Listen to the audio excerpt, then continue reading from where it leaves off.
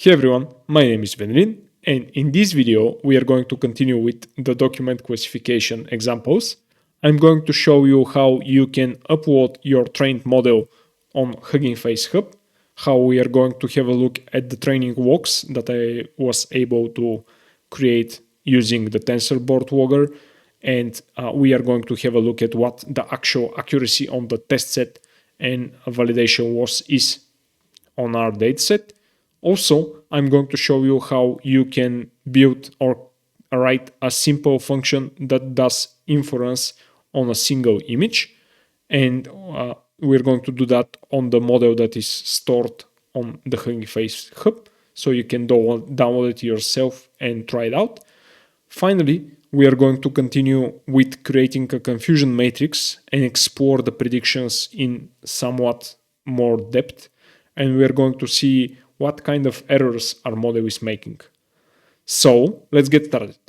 Since the last video, we have some new updates, and most notably, PyTorch Lightning has been upgraded to version 1.9, and this is the release on GitHub. It says stability and additional improvements. They have added and fixed a lot of features. I've looked through the whole changelog, and one thing that I noticed in here is that they switched from TensorBoard to TensorBoard X in the TensorBoard logger. So they're also moving TensorBoard X to extra dependencies and use CVS logger by default. This is pretty much something that we need to address or take a note of. So the thing that I'm doing in the current notebook that we had is to replace some of the dependencies here. I'm going to start with PyTorch Lightning and put that on 1.9.0. I'm going to, during this time, also run the notebook. So this will be 1.9.0. Also, I'm going to add TensorBoard X. And at the current time, this is the latest version of it. Next, I also am going to add one more dependency, which is going to be the HuggingFace Hub, since we are going to upload the model there. And I'm going to run through all of this in the notebook. Next, I'm going to change some of the imports. And those are pretty much some things that we are going to need.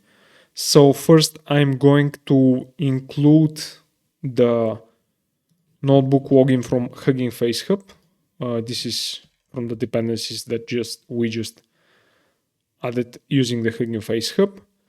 And finally, I'm going to include the confusion matrix and confusion matrix display from sklearn. Something relatively new, at least to me, is this confusion matrix display class, which essentially allows you to get a confusion matrix calculation from sklearn, pass it into this display class or object of it, and then use matplotlib, for example, to display the plot. So this is something that I'm going to show you how you can do here. So everything seems to be working. I'm going to restart the runtime.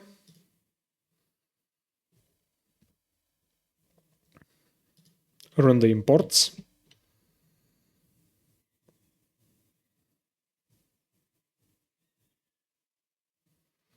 And everything should be quite dandy in here.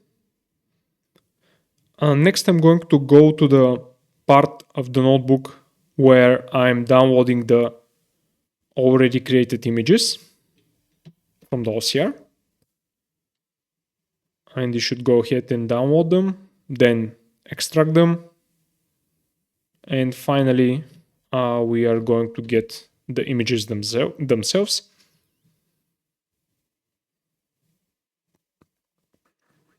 All right, everything looks great thus far.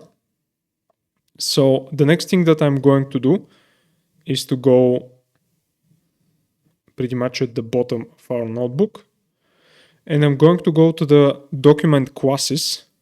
These are essentially the classes that we need in order to get the training running, if you will. So I'm going to sort those just so we have some predictable order for them.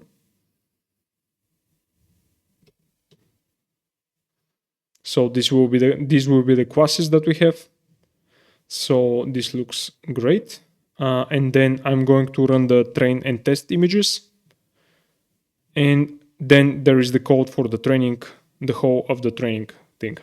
So I'm not going to wait with you for the training to complete. We did that, just did that on the last video. But after this training is complete, you can essentially use the model checkpoint to get the best model path, and this will return the best model. After that, you can use the model module, load the best model path, and this will give you the checkpoint, the model with your checkpoint, the best checkpoint. And I'm going to show you how you can get this. Next, you need to save the best model. And this is done using the save pre-trained method on the HuggingFace model.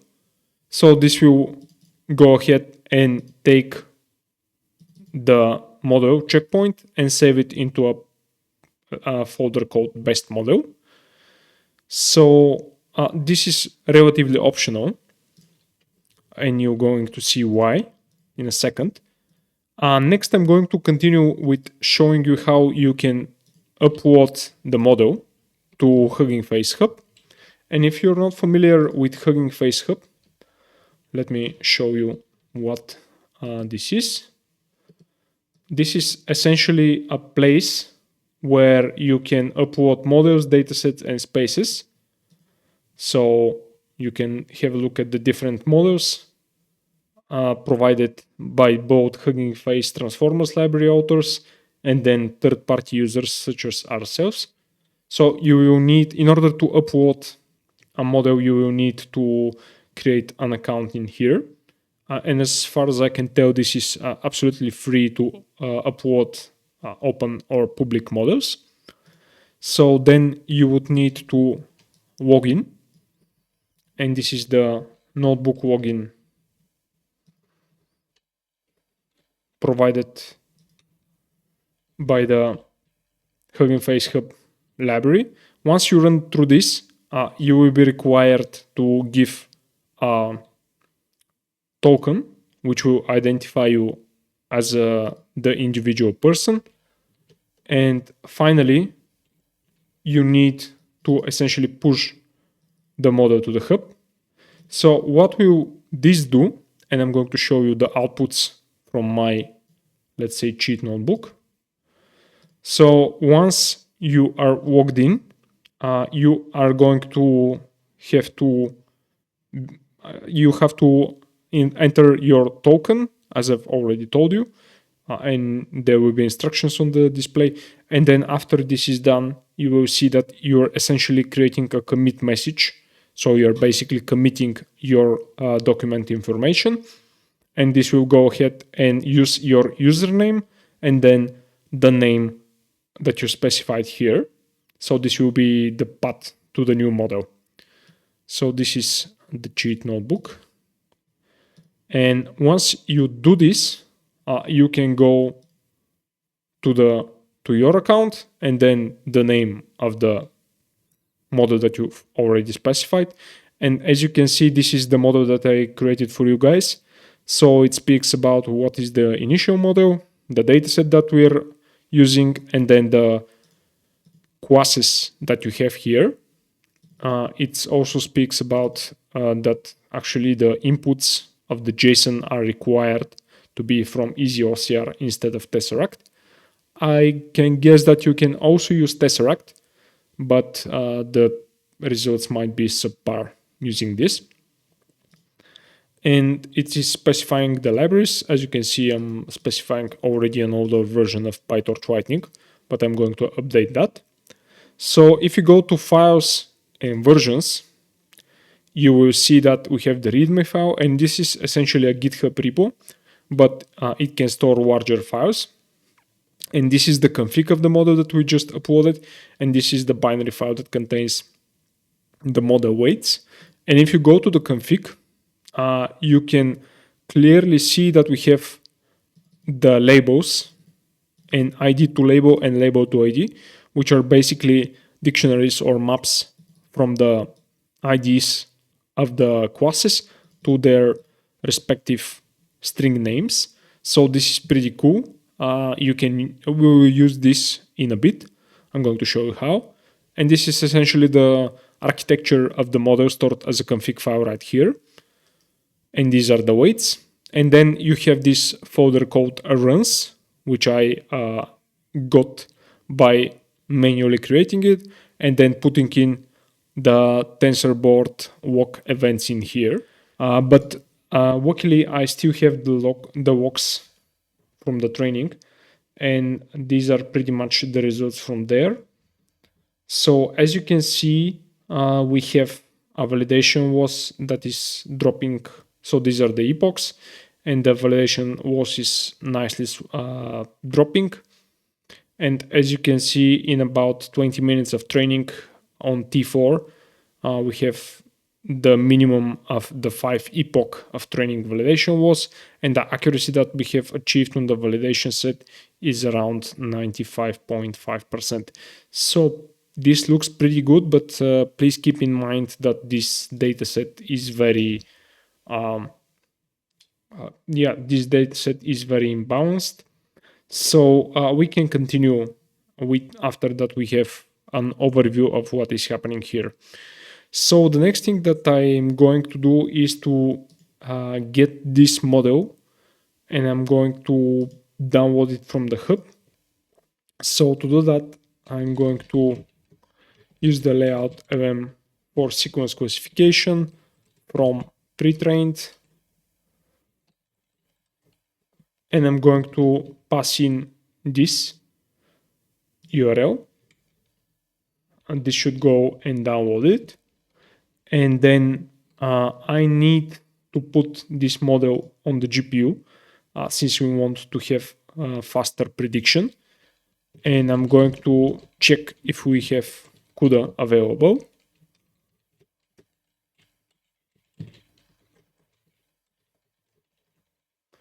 Otherwise, I'm going to put it on the CPU. And this should be CUDA with this notebook. All right, after I load the model, I'm going to put it into eval mode. So this should speed it up, and then put it on the device. And this should go ahead and download the pre-trained model from the hub.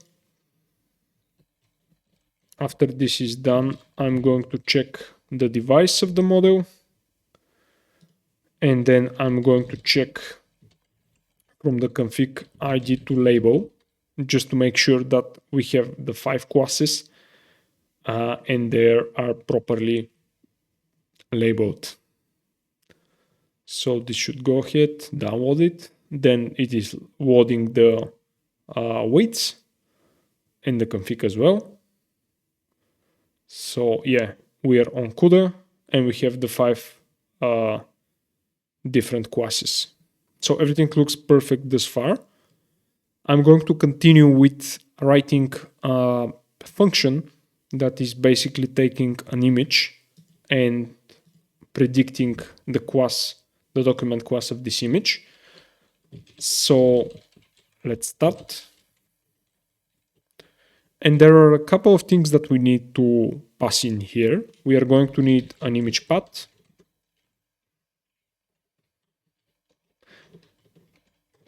Then I need to get the model, which is going to be this. Yeah, exactly. The processor.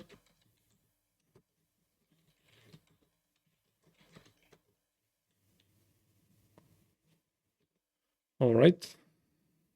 And these are pretty much the parameters that we're going to need. And then I'm going to basically do what we did in the dataset right here. So I'm going to take those parts up to here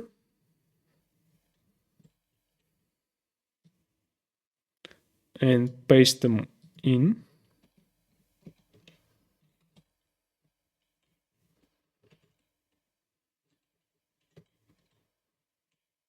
Yeah. All right, so this is the image. Then this is the JSON file. This is the processor that is putting the encoding through this, outputting the encoding. And then I'm going to ask the model for the prediction in inference mode. This should again speed up the inference. And here I'm going to pass in the input IDs from the encoding. And I'm going to put this on the device. Then the attention mask.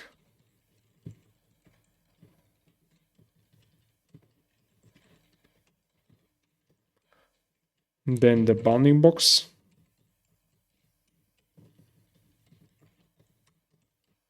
And the pixel values, which are the values of the image. So this will give us the prediction, the was and the widgets. And to take the predicted class, I'm going to do an argmax. So I'm going to take the prediction with the maximum probability, if you will, or maximum confidence. And then I'm going to return model.config ID to label from the predicted class. And since this is a single item, this should return the name of the label. Let's test this. Let's take the test images. The first one.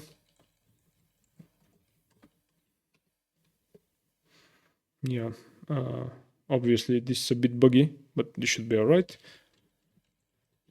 And if I print the name of the class from the image, and this is from others, and let's try to predict.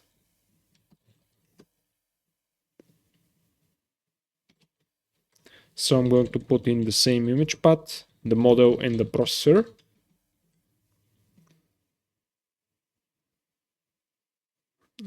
Yeah, we have to define the processor. So I need to load them.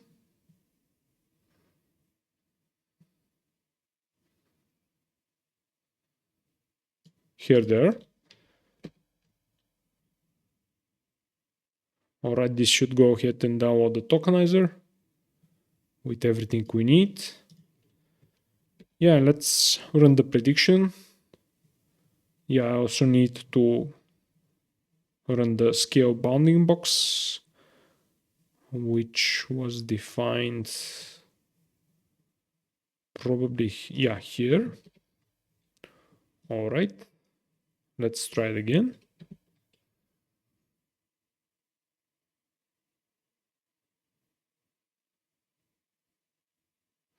Okay, so this is the label. Let's just be sure of it. And this is the predicted value.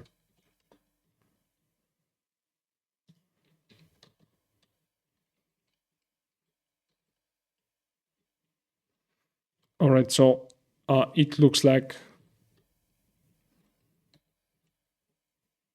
yeah, it looks like that the model is at least working on this one, so it's correctly predicting this document. So this looks all right. Let's essentially run this model through all of the test images, And let's see how many images we had here. So yeah, we have 515, so not a small number. We can run the model through everything.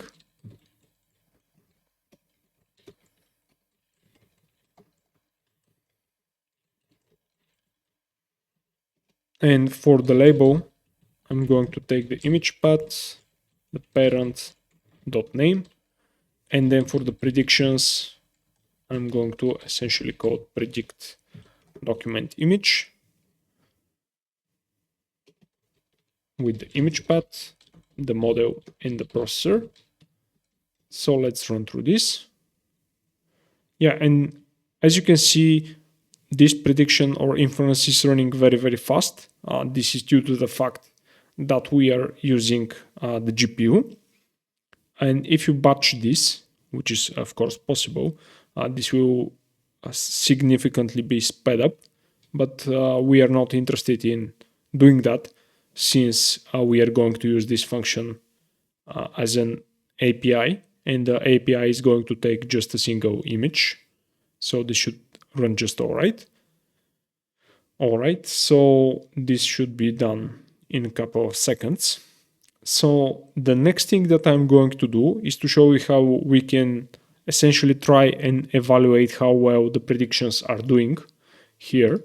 And to do that, I'm going to use the confusion matrix that is provided by skwarn. And I'm going to pass in the labels, the predictions, and the document classes as labels. So let's see what we get. All right, so this is the confusion matrix. At first glance, it looks very good, but yeah, it's not a great representation of what we have. We can use the confusion matrix display, the class that I've talked about at the beginning of this video, which is a new, at least to me, addition to skwarn, to essentially plot this.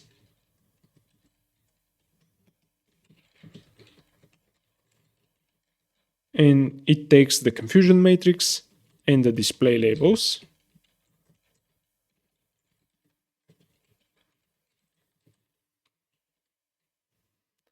And the minimum requirement is call plot on the display, and then matplotlib is going to show this for us. And let's run through this. Yeah, and this is the confusion matrix, but as you can see, we have some bugs on the x-axis. So I'm going to rotate those, and also I'm going to make the whole plot a bit bigger. Let's start with the rotation. I'm going to take the axis, which is ax underscore, and I'm going to set the xtick labels. I'm going to pass in again the document classes, which are the labels, and then a rotation of 45 degrees. And next, I'm going to set the figure size, which is figure underscore, set size in inches, 16 by 8, and this should make it a bit bigger. All right, much better. As you can see, we have the rotation that we wanted, and the whole plot is much bigger. I really like this confusion matrix display class from skwarn. Thanks for supporting that for us, to us guys. And this is pretty much the result. As you can see, our model is doing very, very well. I mean, like, we have two balance sheets that are predicted as others. So this is one confusion. And some of the nodes are predicted and as others and vice versa. And one of the income statements is also wrong as others. So yeah, this is actually very, very good, considering that we have those images that are, let's take an income statement. Oh, these are I've opened the JSON. Let me open an image from that. So this is an income statement. This is the image. And then For example, we have some cash flow image. So as you can see, lots of texts. And if you're not really familiar with what are you looking at least even to me, it might be very hard to understand the differences. There might be very little or very helpful ways to determine the classes of those. But yeah, it looks like a pile of text numbers in some tables. And as you can see, the model is doing a very good job of classifying those. 95.9% accuracy on the validation set is a very good score. So in this video, we saw how you can upload your model to HuggingFace Hub. We saw the TensorBoard walk run file, and that our model is predicting with 95.9% accuracy on the test set. We saw the confusion matrix of the predictions, and we made sure that the model is actually predicting something. In the next video, I'm going to build an API using Python, and we are going to wrap our whole model into a simple API which you can upload somewhere and use it in order to convert or use some document images and tell the class of those images by yourself. Thanks for watching, guys. Please like, share, and subscribe. I'm going to see you in the next one. Bye.